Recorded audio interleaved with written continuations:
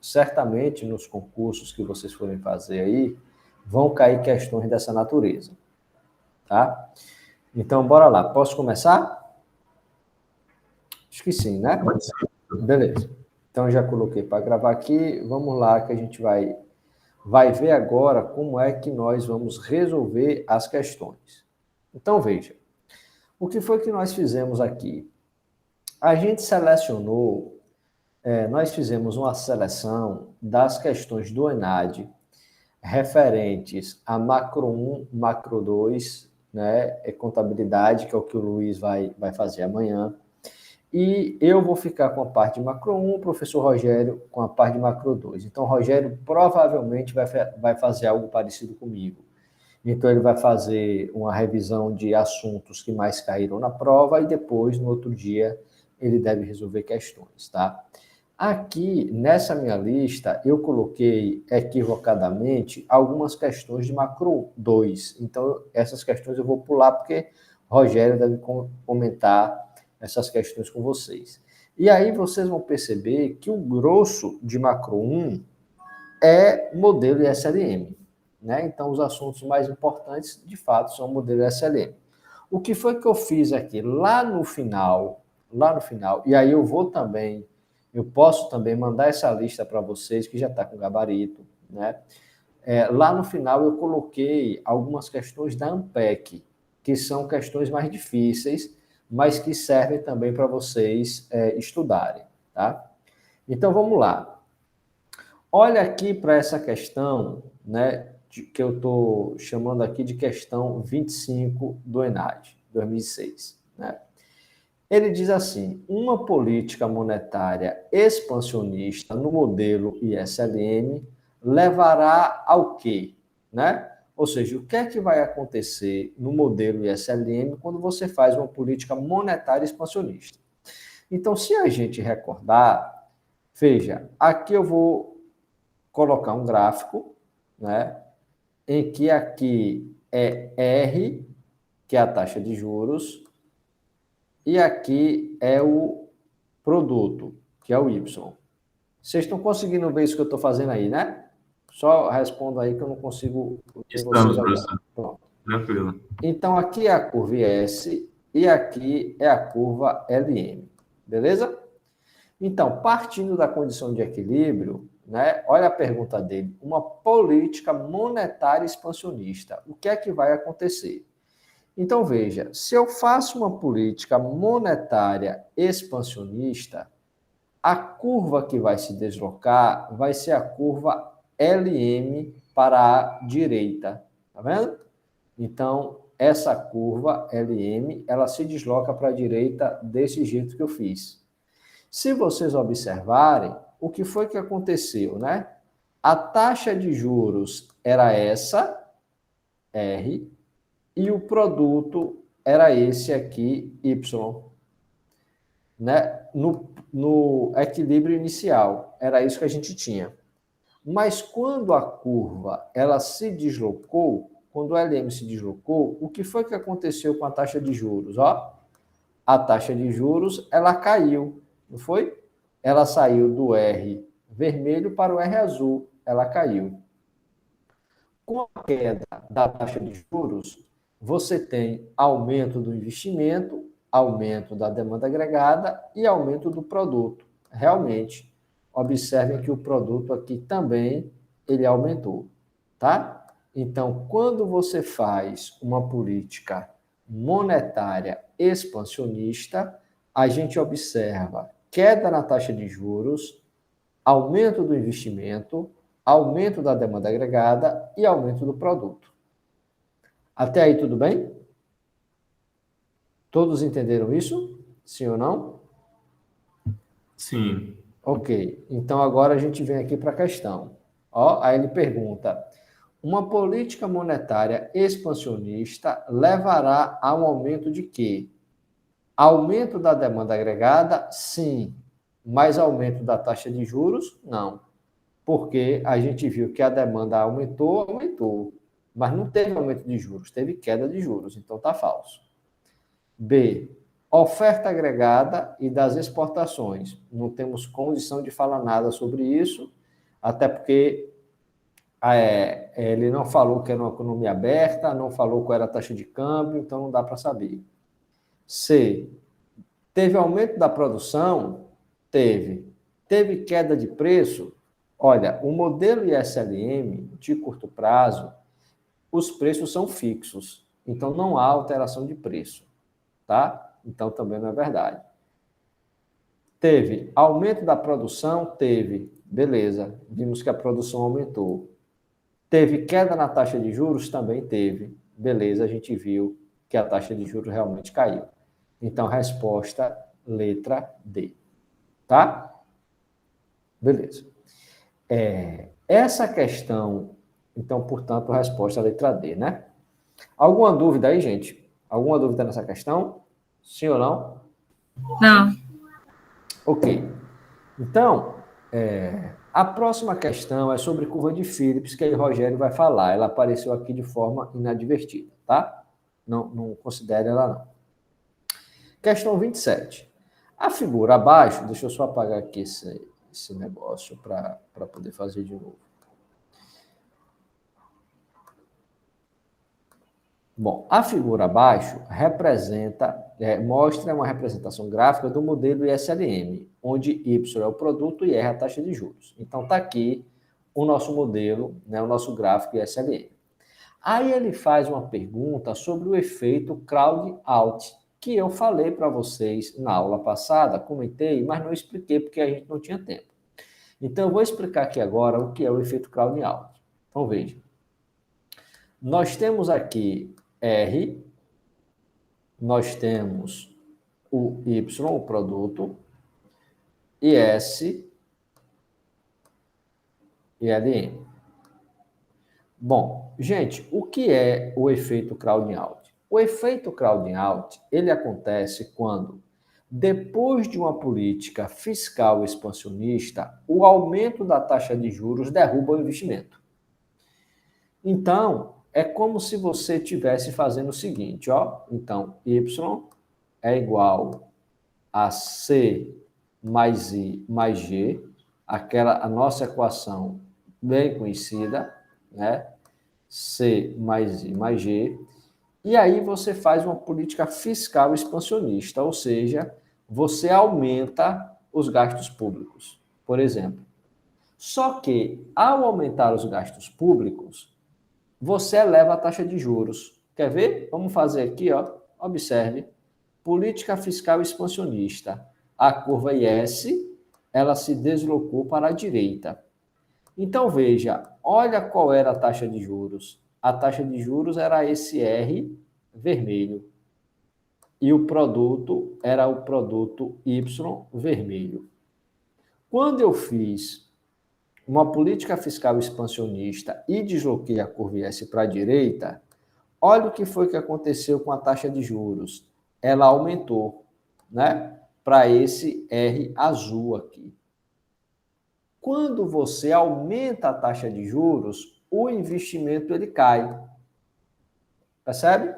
Então, isso aqui é o que a gente chama de efeito crowd out ou efeito deslocamento, ou seja, você está trocando gasto privado por gasto público. Você está diminuindo o gasto privado e aumentando o gasto público, é uma troca.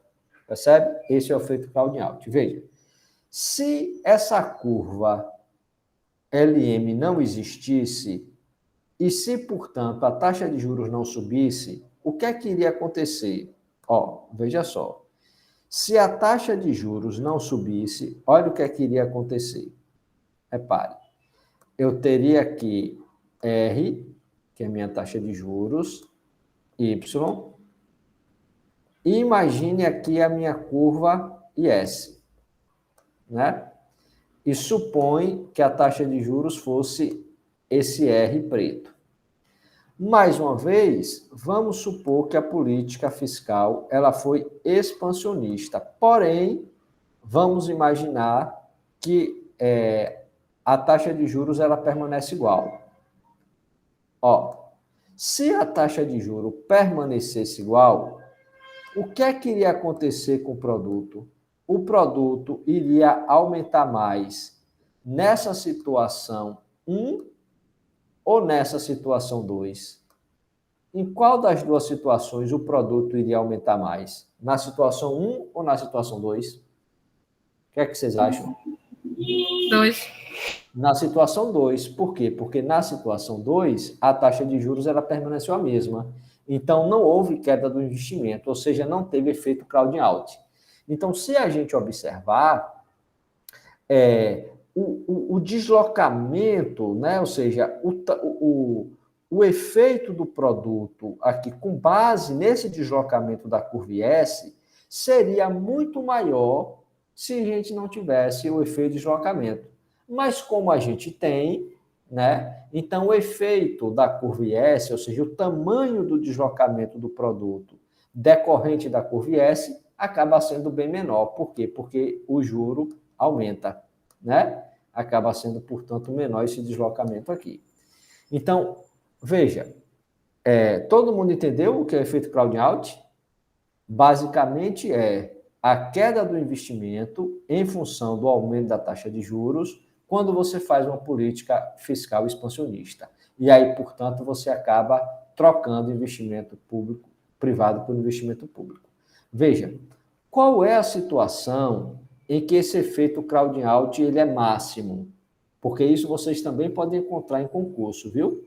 Quando é que o efeito crowding out ele é máximo? Veja, ele é máximo nesse caso aqui. Tá vendo? Então, aqui é a taxa de juros, aqui é o produto, e aqui é a minha curva LM. E aqui é a minha curva IS. Esse caso aqui, ele tem um nome. A gente chama isso aqui de caso clássico. No caso clássico, a gente diz que o efeito crowding out ele é completo.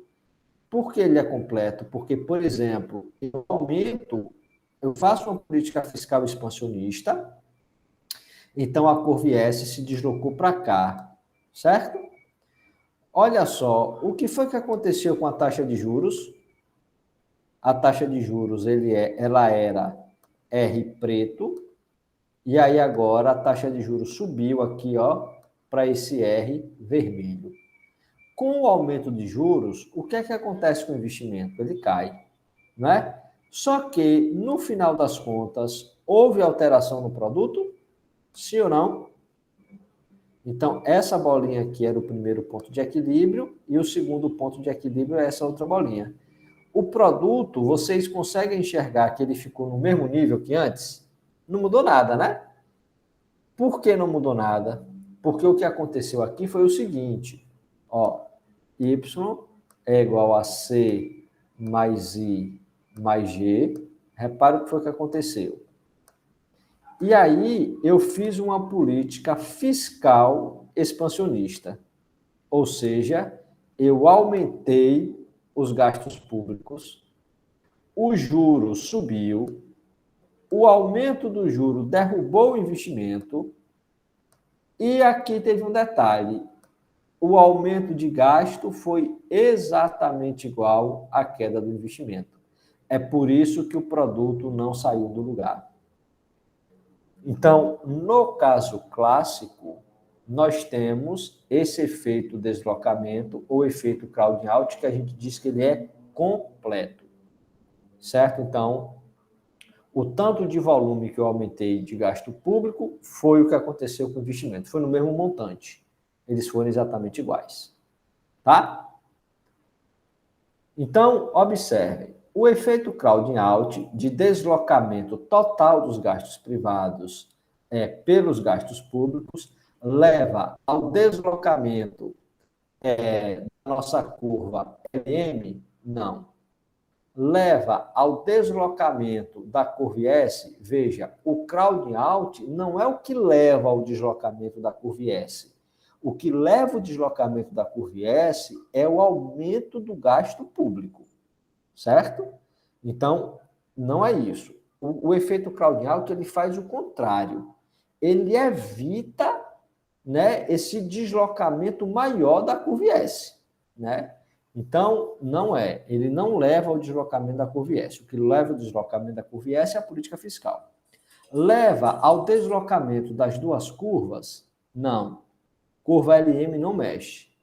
Evita o deslocamento da curva S? Ele evita, né, um deslocamento maior da curva S. O efeito crowding-out aumenta a produção e os juros? Não, veja, o efeito crowding-out ele diminui a produção. Por quê?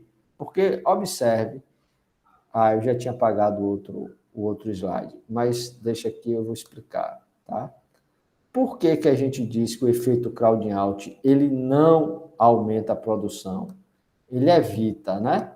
Porque, na verdade, olha o que é que nós tínhamos aqui. A curva S, ou melhor, a curva LM aqui, a curva S aqui, né? Aí, quando a gente teve aumento de gasto público, esse movimento aqui aconteceu, certo? Então, veja, se não tivesse efeito crowding out, ou seja, se a taxa de juros ficasse no mesmo lugar, olha o que é que iria acontecer.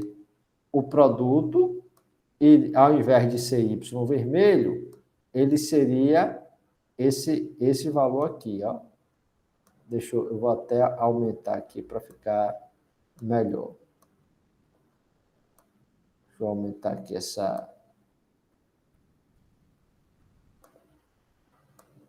aqui assim, ó. Y. Então, veja. Nós estávamos aqui, né, nessa bolinha preta. Você teve uma política fiscal expansionista, a curva S, ela se desloca. Então, se você não tivesse efeito crowding out, olha, o produto deveria ser esse azul, se você não tivesse efeito crowding out, ou seja, se a taxa de juros se mantivesse. Mas como você tem, o que foi que aconteceu na verdade? O produto, ele ficou aqui nesse roxo. Tá vendo? Então, o efeito crowding out, ele na verdade reduziu o produto, ele não aumentou. Tá? Então, o que é que ele tá fazendo? O efeito crowding out está evitando, né, que a gente tivesse um resultado melhor desse deslocamento aqui da curva S. Ao invés de ser esse roxo, ele está sendo aqui, né, nesse outro ponto. Portanto, é bem menor. Tá? Então, é errado dizer que aumenta a produção. Na verdade, está diminuindo a produção, certo? Portanto, a resposta é a D. Está evitando esse deslocamento maior da nossa curva S. Bom, próxima questão. O Banco Central dos Estados Unidos implementou, até meados de 2004, uma política monetária bastante expansiva. Ou seja, o que é que ele está dizendo aqui? Fez uma política monetária expansionista, deslocou a curva LM para a direita. Ó. Olha esse gráficozinho aqui. O que ele está dizendo, né, para a gente... Como é que tira esse treco daqui? Agora foi que deu. Alguém sabe como é que tira esse negócio daqui da frente? Tirou. Então, veja, o que ele está fazendo é o quê? É deslocar a curva LM aqui para a direita, estão vendo? Isso é política monetária expansionista. Então, o que é que isso vai provocar se eu deslocar a curva LM para a direita? Ó, a taxa de juros vai cair e o produto vai aumentar, né? Então, a gente vai ter uma recuperação da economia no curto prazo. Então, a gente não vai, por exemplo, valorização cambial do dólar em relação às outras moedas. Por que que isso não acontece? Por que que não acontece uma valorização do dólar? Veja, quando os Estados Unidos reduzem as taxas de juros lá, e isso aconteceu porque a curva LM se deslocou para a direita, então houve uma redução da taxa de juros dos Estados Unidos, o que vai acontecer é uma fuga de capital. Então, os capitais, eles sairiam dos Estados Unidos porque a taxa de juros estava muito baixa.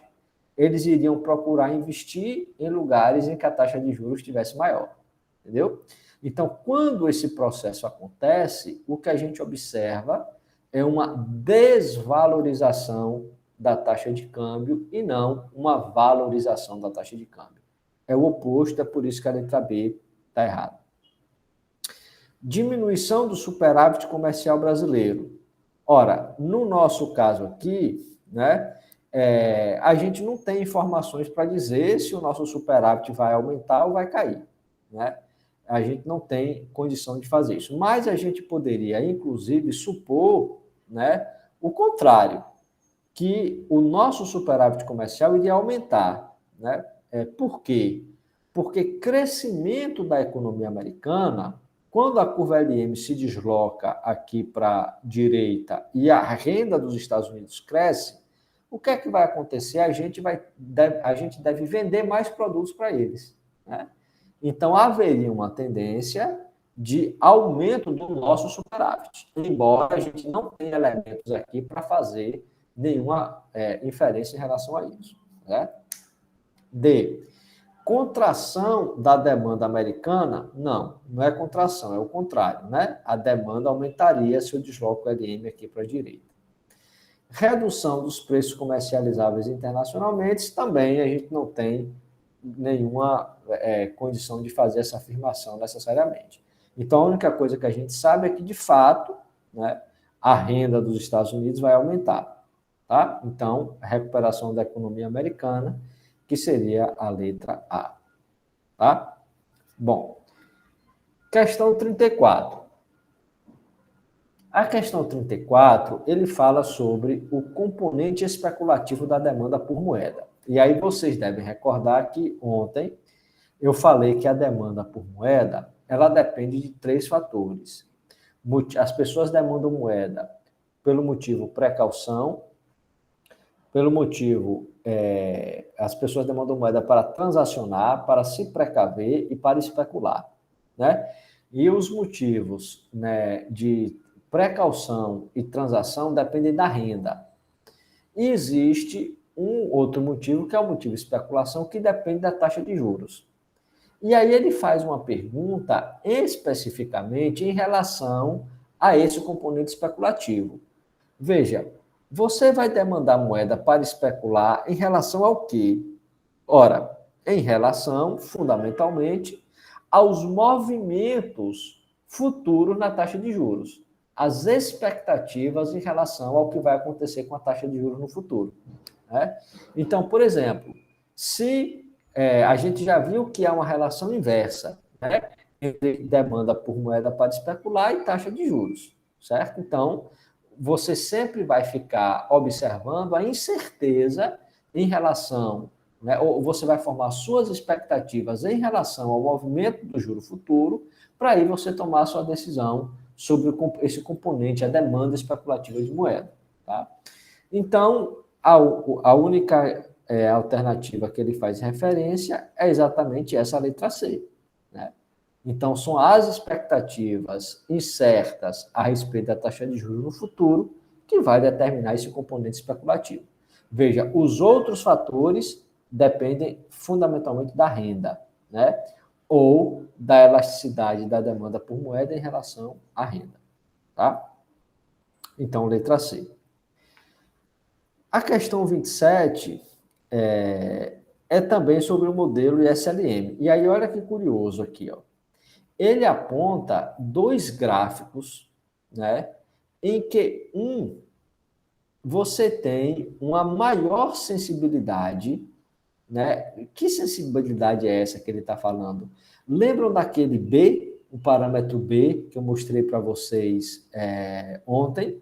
Aquele parâmetro B mede a elasticidade ou a sensibilidade do investimento em relação à taxa de juros. Então, este gráfico 2, que é o gráfico da direita, ele está falando sobre essa elasticidade que seria maior. E aqui nesse gráfico da esquerda, gráfico 1, aquela elasticidade seria menor. Então, só para vocês lembrarem, né? Quanto maior a elasticidade do investimento em relação à taxa de juros, mais horizontal vai ser a curva IS. Quanto menor for essa elasticidade do investimento em relação à taxa de juros, mais vertical, mais íngreme, vai tender a ser a curva IS. E aí ele apresenta essas duas curvas, né? E ele faz a seguinte pergunta: bom, sobre essas políticas fiscais e políticas monetárias, né? Como é que vai ser a eficácia delas em cada uma dessas situações? Então, vamos ver. O que é que eu vou fazer aqui? Eu vou apresentar os casos extremos, porque a partir dos casos extremos, a gente vai poder tirar uma conclusão. Então, por exemplo, vamos aqui, caso extremo. R, Y, e vou colocar a curva IS horizontal aqui. Eu vou botar um outro caso, vou botar o caso da curva LM, assim, quase que vertical, certo? Quase que vertical. Veja só, quando IS ela está horizontal, ou seja, quando tem uma alta sensibilidade do investimento em relação à taxa de juros, veja, a curva IS ela se desloca para a esquerda e para a direita. Não é para cima nem para baixo, é para a esquerda ou para a direita. Então, veja, como é que eu vou deslocar essa reta horizontal para a direita, se eu quero fazer uma política fiscal expansionista? Ela praticamente não vai se mover.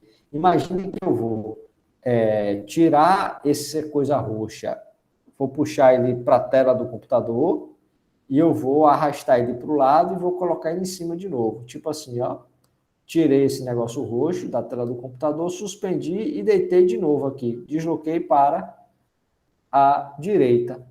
Ou seja, não está mudando nada, né? O ponto de equilíbrio continua aqui. Então, quanto mais horizontal, é esse o recado, quanto mais horizontal estiver a curva IS, menor a eficácia da política fiscal. Quanto mais horizontal for a curva IS, menor a eficácia da política fiscal. E o mesmo vai valer para a curva LM, né? Então, se a curva LM tiver horizontal, a política monetária não vai ter efeito nenhum, porque é a mesma lógica, tá? Então, quanto mais, se LM tiver horizontal, política monetária não funciona. Se S tiver horizontal, política fiscal não funciona. Certo? Então, veja, se S tiver horizontal, a gente sabe que política fiscal não funciona. O que é que vai funcionar, então? Política monetária. Observe que a política monetária aqui vai ter um baita de um efeito. Agora, se LM tiver horizontal, a gente sabe que política monetária não funciona. O que é que vai funcionar? A política fiscal. Percebe? É o oposto. Então, quando a gente fala nessa eficácia, ele quer saber qual dessas políticas vai ser melhor para aumentar o produto da economia. Então, vamos lá para a questão. Olha o que é que ele diz na questão. A eficácia das políticas fica inalterada, pois elas independem do investimento. Olha, a eficácia das políticas não fica inalterada. A gente já sabe que quando o IS tende a ser mais horizontal, a política fiscal não funciona, o que funciona é a política monetária. Então, eu não posso dizer que fica inalterada. Altera, né? Letra B. A política fiscal e a política monetária tornam mais eficazes? Ora, não. Nesse gráfico 2 aqui, a política fiscal ela está sendo mais ineficaz, né? Então, ela está sendo mais ineficaz, porque observe que a pergunta é em relação ao quê? Caso o investimento agregado torne-se mais sensível às flutuações na taxa de juros, haverá alteração na inclinação, conforme ilustrado. Então, ele quer saber o que é que vai acontecer aqui, né? Com as políticas nesse gráfico 2. Então, bora lá. a política fiscal e política monetária, ela tornam-se mais eficazes? Não. O que fica mais eficaz, nesse gráfico 2 aqui, é a política monetária, não é a política fiscal. Letra C. Política fiscal e política monetária tornam-se menos eficazes? Também não. A gente sabe que a política monetária, ela vai ficar mais eficaz e não menos. Política fiscal, tudo bem, fica menos eficaz, mas monetária não, ela fica mais eficaz. Né? D. A política fiscal torna-se mais eficaz? Errado, a gente já viu. Olha aqui, a política monetária é mais eficaz, sim, e a política fiscal menos eficaz. Exatamente, foi isso que a gente viu aqui. Ó, certo? É esse caso aqui. É esse caso aqui. A política monetária é mais eficaz do que a política fiscal. Então, gente, vão observando que tudo que a gente precisa saber no modelo ISLM, basicamente como essas curvas estão inclinadas para saber qual política vai ser mais eficaz do que a outra. Tá? Até aí alguma pergunta? Alguma dúvida? Sim ou não? Posso seguir, então? Então, eu vou seguir, hein? Beleza. Isso aqui também é com o Rogério, né, que é a curva de Phillips. O Rogério vai explicar isso aqui. E aí, a gente tem uma questão aqui do ENAD de 2015, né, quando ele fala sobre a situação da Grécia. Né? Veja, a situação da Grécia ficou muito difícil em 2015, porque o Banco Central Europeu decidiu não aumentar o repasse de fundos emergenciais. Diante disso, o governo grego fechou os bancos durante uma semana e limitou o saque diário nos caixas automáticos. Esse tema aqui é um tema de economia monetária, tá? Mas eu trouxe aqui também para a gente. Então, veja, o Banco Central ele impediu com que as pessoas fizessem saques nos caixas eletrônicos, né? Os bancos gregos dependem da assistência do Banco Central Europeu, que tem enviado fundos emergenciais ao Banco Central grego diariamente. O teto desse fundo é de 89 bilhões de euros e acredita-se que todo o dinheiro já tenha sido gasto. Ou seja, o que foi que aconteceu, gente? Vocês sabem que os bancos não têm dinheiro para todo mundo. Né? Não tem dinheiro para todo mundo porque os bancos eles criam moeda através do depósito à vista. Então, se você lembrar lá de economia monetária, existem alguns conceitos importantes, como, por exemplo, meio de pagamento. O que é meio de pagamento? Meio de pagamento é papel, moeda e poder do público mais depósito à vista. É daqui que a gente deriva o chamado multiplicador monetário. Né? Então, qual era a intenção? Né?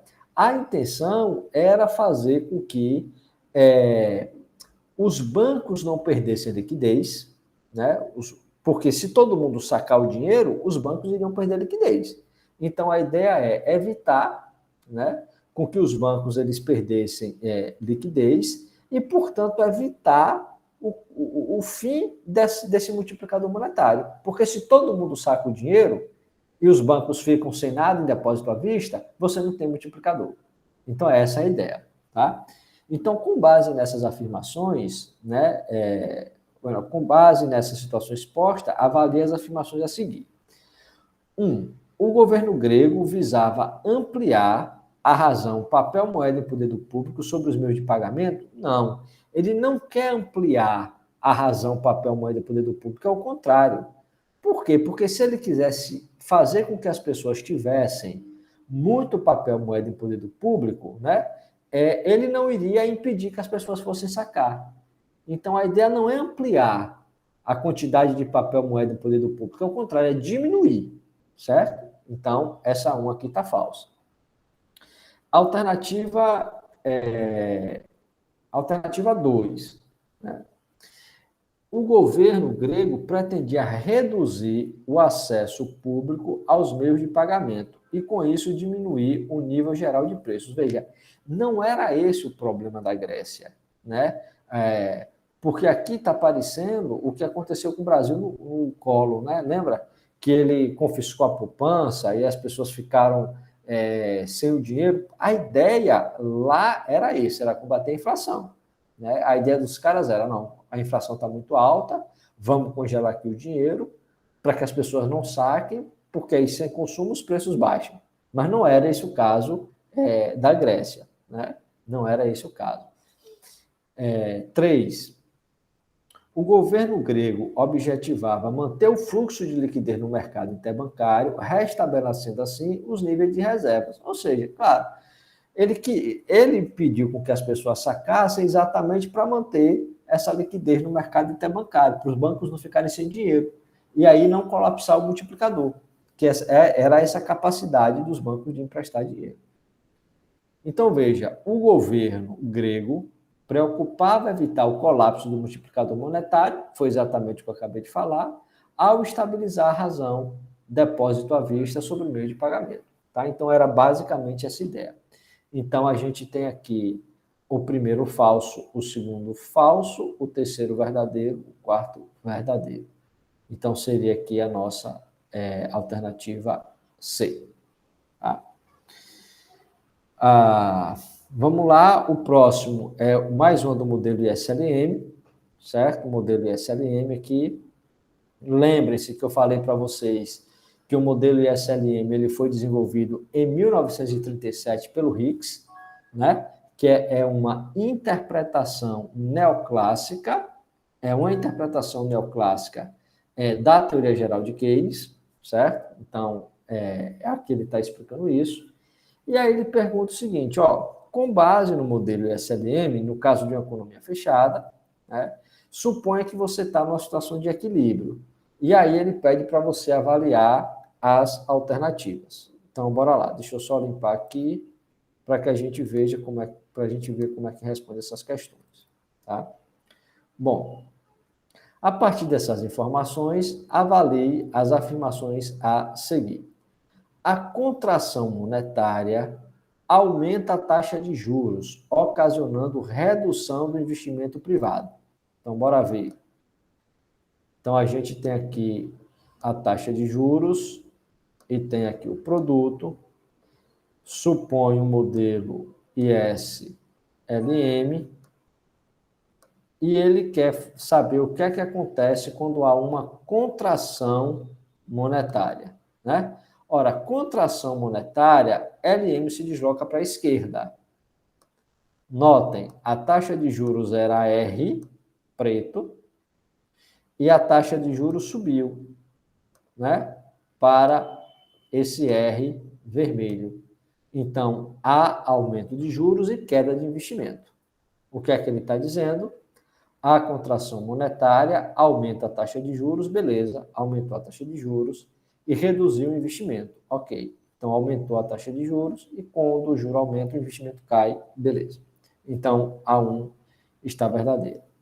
A expansão monetária reduz a taxa de juros, Então, bora lá. A expansão monetária, bom, eu não vou fazer de novo aqui não, só para a gente, imagina que agora a gente está nesse ponto aqui vermelho, e aí a expansão monetária desloca aqui LM, né, para a direita. E aí reduz a taxa de juros. Reduz, verdade. E a sua eficácia está diretamente relacionada à propensão marginal a poupar. Veja, aqui passa-se a ideia de que o efeito da política monetária está diretamente relacionado à propensão marginal a poupar. O que está associado, não só, né? Primeiro, está indiretamente associado à propensão marginal a poupar. Por que indiretamente? Porque, veja, lembre-se que a inclinação da curva IS depende do multiplicador. E depende também daquela elasticidade do investimento em relação à taxa de juros, né? Então, o multiplicador depende da propensão marginal a consumir, que é o contrário da propensão marginal a poupar. Percebe? Então, a curva IS, ela pode ser mais ou menos inclinada a depender do multiplicador, sim, mas também depende de outros fatores, como, por exemplo, a elasticidade do investimento em relação à taxa de juros. Então, eu até poderia dizer que a expansão monetária, a eficácia de uma política monetária depende indiretamente dessa propensão marginal a poupar, mas não diretamente. Então, assim, depende, certo? Não é bem assim, né? Agora, se a gente aumenta a propensão marginal a consumir, né? Ou seja, aumenta a propensão marginal a consumir, significa dizer que tudo mais constante, a curva IS tenderia a ser mais horizontal e aí a política monetária ganharia mais eficácia, certo? Então, essa relação mais direta, né, seria entre a propensão marginal a consumir e a eficácia, né? E não a propensão marginal a poupar, porque ela é o inverso da propensão marginal a consumir, certo? Então, só lembrando para vocês, quanto maior a propensão marginal a consumir, maior o multiplicador.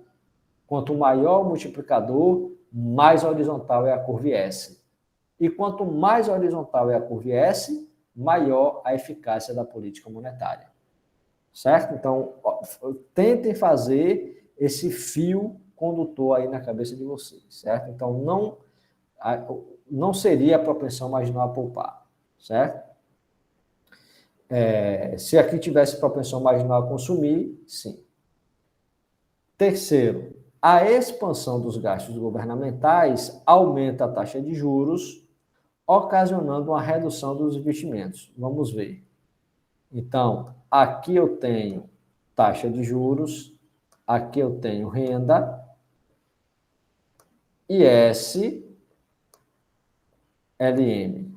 Bem, aumento de gasto público, qual é a curva que se desloca para onde? Curva IS para a direita. Isso aqui é política fiscal expansionista. Olha o que foi que aconteceu com a taxa de juros, né? A taxa de juros era R1, agora é R2. Então, realmente aumentou a taxa de juros e com isso o investimento cai. O que é que ele está dizendo aqui? Expansão dos gastos governamentais, aumenta a taxa de juros, sim. Reduz o investimento privado, também sim. Então, a terceira está verdadeira, a primeira está verdadeira e a segunda está falsa. Portanto, correto afirmar aqui 1 e 3. Tá? Veja, essas questões aqui, que eu coloquei em seguida, não são questões do ENAD, são questões da ANPEC. Elas são um pouco mais complexas, certo? Mas eu coloquei, aí o que foi que eu fiz? Eu coloquei aqui, né, a questão, eu quero mandar isso para vocês, essa páginazinha também, até porque vocês podem treinar as questões, e aqui eu coloco uma explicação, tá vendo? Porque é que cada uma questão ela é verdadeira ou falsa. Apenas a título de ilustração, até porque o nosso tempo também já está acabando, a gente só falta 5 minutos, mas eu queria chamar a atenção de vocês para algumas coisas aqui que são importantes. Veja só, pessoal, quando vocês forem fazer prova de concurso, ou ANPEC, ou ENAD, ou qualquer coisa assim, ENAD menos, mas concurso, vai cair modelo ISLM, vai cair, certo? E o que eu quero chamar a atenção para vocês é o seguinte, não vai cair assim, ó. Suponha um modelo ISLM em que a curva IS está horizontal. Ou suponha o caso em que a curva LM está vertical. Não vai vir assim escrito. O que vai vir escrito na prova é sempre com base nas elasticidades. Por quê? Porque são as elasticidades que vão dizer para nós como é que as curvas estão inclinadas. Então, observe, olha essa questão aqui, ó. Por exemplo, quanto maior a elasticidade do investimento em relação à taxa de juros e quanto maior a propensão marginal a consumir, mais horizontal será a curva S. Está vendo como é? Então, eles vão fazer afirmações acerca das elasticidades. A gente sabe que se a elasticidade do investimento em relação à taxa de juros é alta, IS vai ser horizontal, né? E a gente sabe que quanto maior a propensão marginal a consumir, maior o multiplicador e também a curva IS estaria horizontal, certo? Então, ó, verdadeiro, tá vendo? O item 1. Então, eu só coloquei aqui algumas questões para vocês vejam como é que os concursos pedem, tá? E aqui, olha outro caso ilustrativo. O efeito deslocamento, ou efeito crowding out, é maior. Aí o que é que ele diz? Ó, quanto maior a sensibilidade da demanda por moeda em relação à renda. Então, o que ele está querendo dizer é sobre a posição dessa curva LM, né? Então, aí olha como é que eu coloco aqui, ó. Se a sensibilidade da demanda por moeda em relação à renda é alto, significa LM vertical. Lembra que eu fiz para vocês o caso clássico, LM vertical. Então, nesse caso, o efeito deslocamento, o efeito crowding out vai ser completo ou vai ser maior. Perceberam? Eu só coloquei essas questões aqui, que não são questões do ENAD, são questões da PEC, portanto, são questões bem mais difíceis, apenas para vocês terem como ilustração de como é que o concurso, que é um concurso mais pesado, como é que ele cobra. Entenderam? Então, por exemplo, vou pegar aqui um outro item qualquer, né? Imagine, por exemplo, isso aqui, ó. Olha esse item 2. Redução de impostos para os mais pobres tem maior impacto expansionista sobre a renda do que redução de impostos para os mais ricos. Veja, redução de imposto é o quê? Redução de imposto, a gente sabe que eu estou falando de uma política fiscal expansionista, né? Política fiscal expansionista pode ser aumento de gastos ou pode ser também redução de impostos, tá? E aí, olha o que é que ele está dizendo. Ele está dizendo que reduzir impostos para os mais pobres tem maior impacto expansionista, portanto, aumenta mais o produto do que reduzir imposto para rico, né? Por que que isso é verdade? Isso é verdade porque os mais pobres, eles têm uma maior propensão marginal a consumir. Então, se os mais pobres eles têm uma maior propensão marginal a consumir, significa dizer que o multiplicador seria maior, né? Então, você potencializa, você aumenta os efeitos das políticas fiscais. Porque é aquela história, você dá dinheiro para o pobre, o que é que o pobre vai fazer? Vai consumir. Se ele vai consumir, o comércio vai vender mais. Se o comércio vai vender mais, vai comprar mais da indústria. A indústria emprega mais gente, paga um salário, essa pessoa consome mais. E aí vai. Você tem um maior efeito multiplicador. Entendeu? Então, observem que as questões, elas deixam muito sutis as posições das curvas, né, da ISLM. E aí sempre ele fala em termos das elasticidades, da propensão marginal a consumir ou a propensão marginal a poupar, que vai fazer referência exatamente ao multiplicador, que é a inclinação da curva IS também, né? Enfim, por aí vai. Apenas para terminar, olha esse último item aqui, mais uma vez. Olha como é que ele apresenta, ó. Quanto maior a sensibilidade do investimento em relação à taxa de juros e maior a sensibilidade da demanda por moeda em relação à taxa de juros, mais eficaz é a política monetária em relação à política fiscal. Então, veja, essas sensibilidades aqui, essas elasticidades, o que ele está querendo dizer basicamente é o seguinte, ó, supõe uma curva LM horizontal e uma curva IS vertical. Pronto. Se a curva LM está horizontal e S está vertical, o que é que vai ser mais eficiente? O que vai ser mais eficiente é política fiscal e não política monetária. De onde veio essa informação que LM é horizontal e S vertical? Aqui, ó. Sensibilidade do investimento em relação à taxa de juros. Se for pequeno, IS está vertical. Quanto maior a sensibilidade da demanda por moeda em relação à taxa de juros, LM horizontal.